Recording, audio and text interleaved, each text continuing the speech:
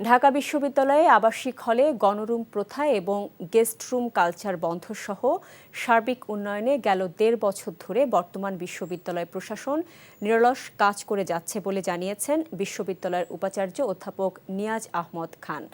বিকেলে বিশ্ববিদ্যালয়ের নওয়াব আলী চৌধুরী সিনেট ভবন মিলনায়তনে অনুষ্ঠিত বিশ্ববিদ্যালয়ের বিভিন্ন স্থাপনার উদ্বোধন, ভিত্তিপ্রস্তর স্থাপন এবং অধিকতর উন্নয়ন প্রকল্প কার্যক্রমের আনুষ্ঠানিক উদ্বোধনীতে একথা বলেন তিনি।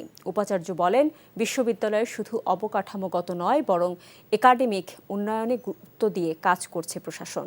যেসব ক্ষেত্রে সমস্যা ও ঘাটতি রয়েছে ভবিষ্যতে তা পূরণের আশ্বাস দেন তিনি। অনুষ্ঠানে বিশ্ববিদ্যালয় প্রশাসনের কর্মকর্তা, শিক্ষক ও ডাকসুর প্রতিনিধিরা উপস্থিত ছিলেন।